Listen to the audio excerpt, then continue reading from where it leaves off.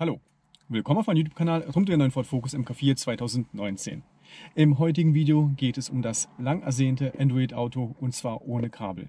Das Ganze wird bewerkstelligt durch dieses kleine schmale Ding hier, was ich heute erhalten habe. Und ja, wie ihr seht, noch komplett eingeschweißt, verpackt. Und ich nehme euch jetzt mal mit, wie die Einrichtung funktioniert und wie das Ganze dann wirklich im realen Betrieb funktioniert. Aktuell ist das Ganze noch nicht käuflich erwerbbar. Sobald es das wird, werde ich euch das Ganze unten natürlich in der Videobeschreibung als Link verlinken.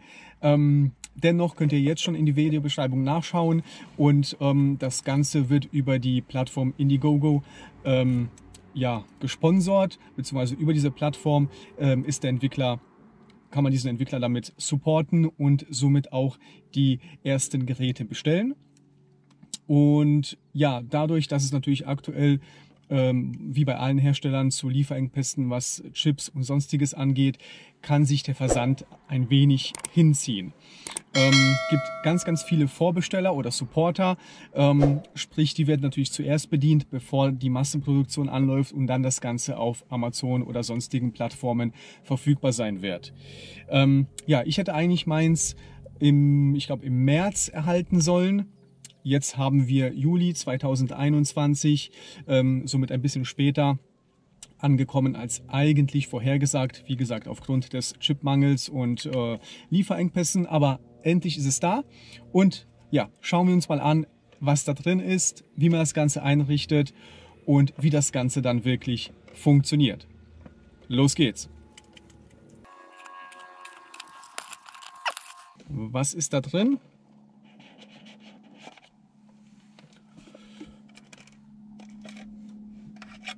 Ein zumindest mal optisch hochwertiges USB-Kabel, USB auf USB-C, das ist schon mal sehr gut. Und dann natürlich das eigentliche Gerät, super klein, 3 auf 3 Zentimeter ungefähr. So sieht das Ganze aus und soll uns dann Android Auto ohne Kabel in unser Ford System reinbringen. Funktioniert natürlich auch mit anderen Modellen oder Herstellern. Informiert euch einfach mal auf der Internetseite, was alles supported wird, mit welchen Modellen schon getestet worden ist und mit welchen halt noch nicht. Aber ihr könnt ja dann selber das Ganze mal ausprobieren. Okay, wir stöpseln das Ding an. Es hat eigentlich nur den USB-Anschluss. Und ja, einen Reset-Knopf und eine kleine LED, damit man weiß, dass das Ding wahrscheinlich funktioniert. Alles andere läuft über die App. Das Ganze wird hier hinten, gibt es einen QR-Code, den einfach abscannen, der leitet euch auf den Play Store weiter und dort könnt ihr das Ganze halt runterladen und installieren. Ansonsten ist hier unten noch die Adresse hinterlegt, einfach auf die Adresse gehen, die leitet euch auch entsprechend weiter auf die App, damit ihr das Ganze installieren könnt. Sobald das Ganze installiert ist, nennt sich AA Wireless Config und ich starte das Ganze mal, sieht das so aus. Ich zeige euch das Ganze bzw. blende es mal hier ein. Ich werde den Bildschirm aufnehmen, dann könnt ihr es besser sehen, nachverfolgen. Wie ihr seht, ich habe es noch nicht eingerichtet und wir gehen das Ganze mal Schritt für Schritt gemeinsam durch. Ja. Wir müssen uns jetzt mal anmelden. Ich entscheide mich hier mit der Anmeldung über Google. Wähle jetzt also mein Benutzerkonto aus. Okay, wir sind also in der App angemeldet. Wir müssen jetzt in Android Auto noch was freischalten, damit das Ganze funktioniert. Hier ist auch beschrieben, wie man das Ganze macht. In die Infoanzeige und dann 10-mal auf die Version drücken, dass man quasi als Entwickler agiert.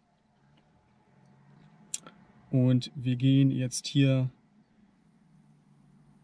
in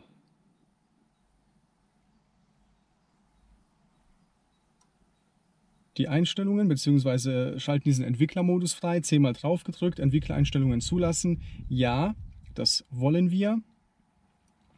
Gehen jetzt in die Entwicklereinstellungen, wie es uns die App ja gezeigt hatte.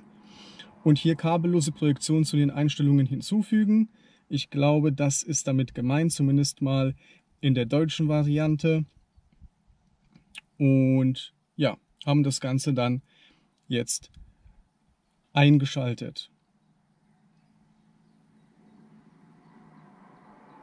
Gut. Wir sollen unser Auto starten. Machen wir hiermit.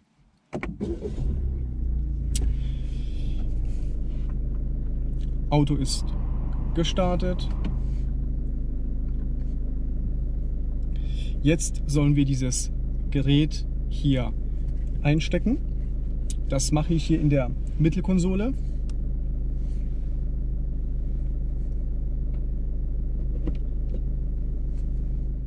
Das Gerät ist jetzt also eingesteckt in der Mittelkonsole. Was passiert? Die LED, die ich euch am Anfang gezeigt habe, die blinkt jetzt grün.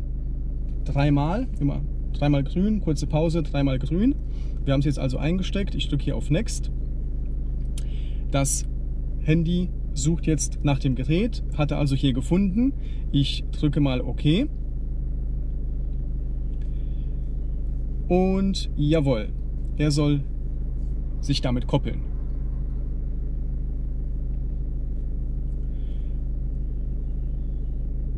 So, was passiert jetzt? An dem Gerät selber, wie gesagt, gibt es ja keine Knöpfe, kann nichts passieren. Was jetzt gekommen ist, zeige ich euch. Also auf dem Smartphone-Bildschirm kommt jetzt Wähle zum Fortfahren Android Auto aus dem Display-Auto aus. Jawohl, das ist nämlich gerade hier im Auto erschienen, zeige ich euch.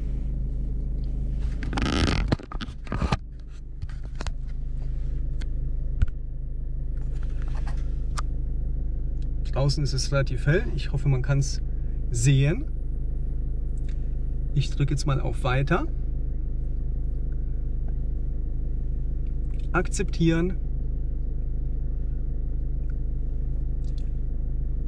Und Android Auto wird jetzt hier quasi gestartet bzw. eingerichtet. Und das altbekannte Android-Menü von Android Auto ist jetzt auf dem Bildschirm sichtbar.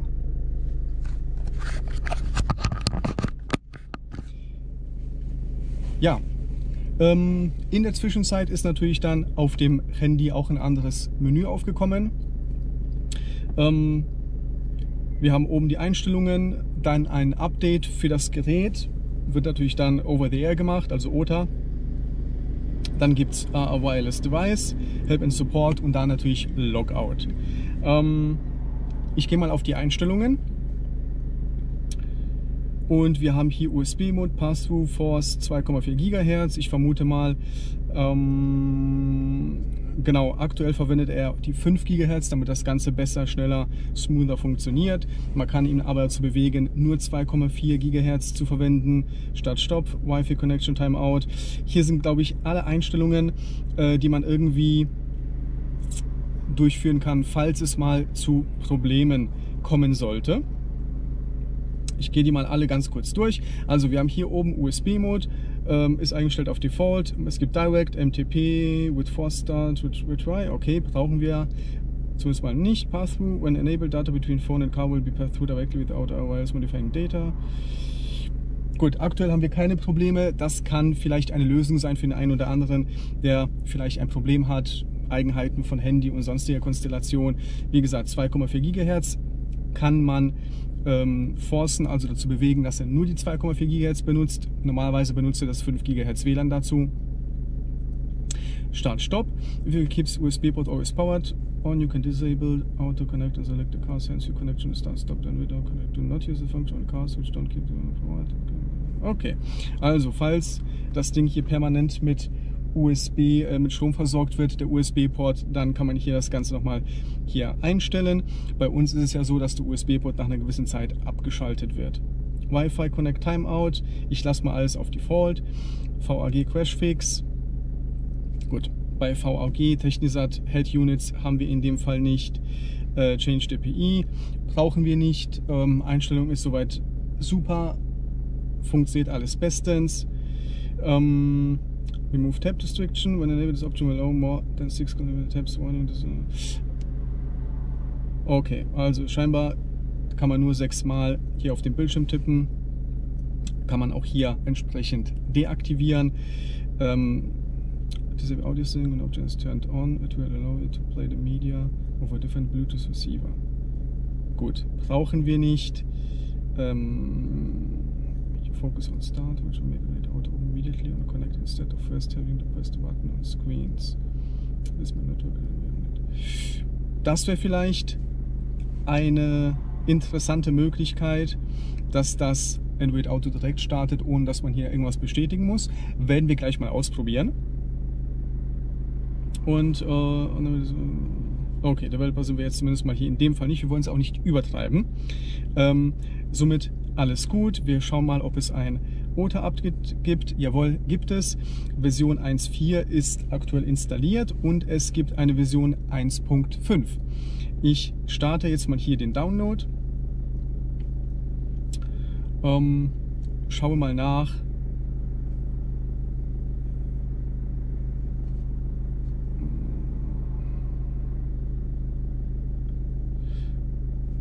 Wie das Ganze denn funktioniert und was passiert. Wie ihr seht, der Download wurde gestartet. Geht relativ zügig.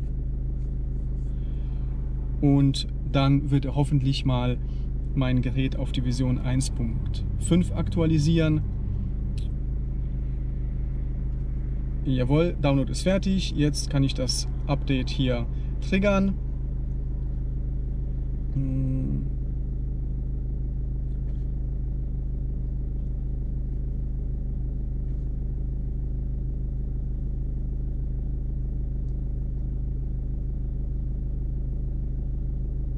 Jetzt hat er sich nochmal hier mit dem WLAN verbunden, direkt.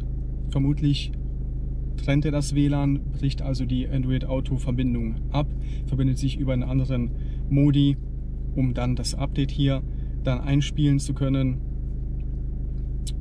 Der Entwickler übrigens bei Indiegogo schreibt mindestens einmal die Woche einen aktuellen Status, einen aktuellen Update, was die Entwicklung aktuell anbetrifft, welche Unterschiede es zwischen Version 1.4 und 1.5 gibt, wie viele Geräte er aktuell bekommen hat, welche Ordernummer aktuell bedient wird, wann ungefähr die Geräte erwartet werden können, die bestellt haben, beziehungsweise das Ganze unterstützen und. Also lohnt sich auf jeden Fall, da mal auf die Entwicklerseite halt nachzuschauen. Verlinke ich euch übrigens auch unten in der Videobeschreibung. Okay, Update ist jetzt durch. Also meine aktuelle Version hat jetzt gewechselt von 1.40 auf 1.50. Ich bin jetzt also mit dem Gerät hier up to date. Gehe nochmal zurück. Und schauen wir mal hier. Hier sehen wir eigentlich nur unser Gerät, mit dem wir ja verbunden sind. Scheinbar, wenn man mehrere Geräte hat, kann man die hier hinzufügen. Wir haben aktuell ein Gerät und fertig. Help and Support, gibt eine FAQ-Section, wenn dann wahrscheinlich Fragen und Antworten hier zur Verfügung gestellt für die üblichen Problemchen, die es gibt, und man kann hier noch eine Frage direkt hinsenden, falls man Probleme hat, und natürlich ein Logout. Okay, das war's. Wie ihr gesehen habt, die Installation, Einrichtung quick and easy, gar keine Probleme. Das Ding ist jetzt, ich weiß nicht, ob ihr es sehen könnt, immer noch eingesteckt. Im Display läuft Android Auto, kabellos. Und ja, und ich hätte jetzt gesagt, wir schauen uns jetzt mal an, was passiert, wenn wir ganz normal ins Auto kommen, also das Gerät schon eingerichtet ist, und wie lange dauert es ungefähr, bis da wirklich was auf dem Bildschirm erscheint und Android Auto dann in der Realität, also bei der alltäglichen Nutzung dann halt wirklich startet. Und ja, dafür schalte ich jetzt mal alles aus und dann schalten wir es mal ein und messen mal die Zeit. Das Auto ist geschlossen seit mehreren Minuten. Auf dem Handy laufen keine Apps. Alles ist zu. Und wir steigen jetzt mal ins Auto ein.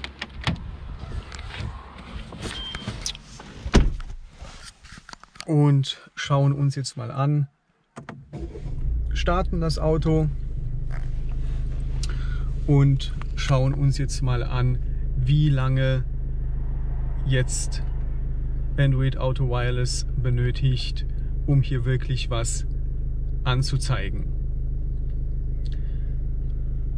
Und vor allem, was mich interessiert, ob man jetzt hier irgendwas noch bestätigen muss oder ob wir in den Entwicklereinstellungen, die wir gesehen haben, nochmal das Häkchen setzen muss, dass er dann tatsächlich das Android Auto startet, ohne dass man was betätigen muss. Hier unten erscheint es schon und es ist gestartet. Das geht relativ zügig.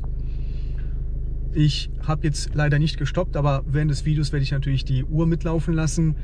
Und ja, das ist doch klasse. Mir gefällt das echt gut. Wie funktioniert das Ganze jetzt? Richtig klasse, also flüssig, ohne irgendwelche Probleme.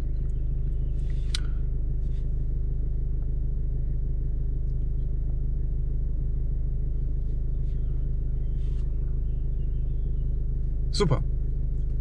So habe ich mir das Ganze vorgestellt und funktioniert echt sehr, sehr gut. Ja, das hat erfreulich super gut funktioniert, also ohne Probleme. Klasse auf der einen Seite. Ich bin echt überrascht. Es hat ja wirklich nahtlos ohne irgendwas funktioniert. Normalerweise gibt es ja immer hier und da mal ein Problemchen. Das klappt nicht, die Verbindung funktioniert irgendwie nicht. Nichts. Bombenmäßig. Und der Entwickler arbeitet weiterhin natürlich daran, das Ganze zu optimieren. Auch die Software wird weiterhin optimiert, damit das Ganze noch schneller funktioniert, noch besser funktioniert und mit noch mehr Smartphones kompatibel ist. Bei dem einen oder anderen Smartphone gab es in der Vergangenheit Probleme. Ich glaube, Xiaomi war einer der Handyhersteller, die da Probleme gemacht hat. Dafür hat der Entwickler auch eine Lösung gefunden. Dafür war, wenn ich mich jetzt nicht ganz täusche, dieses Update von Version 1.4 auf 1.5. Hätte ich also nicht gebraucht. Trotzdem ist immer gut, die neueste Version drauf zu haben. Ja, was mich jetzt persönlich nicht stört, aber quasi der nächste To-Do-Punkt ist, ich höre eigentlich nur MP3s über den USB-Stick.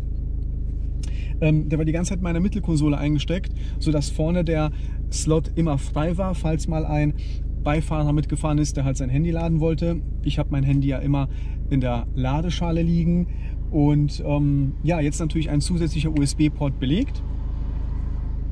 Keine Ahnung, ich schaue mal in Zukunft, ob ich da eine Lösung finde und ja, vielleicht einen USB-Hub verwende, vielleicht einen kleinen, der das ganze Problem löst und man somit hier mehr Anschlüsse drin hat.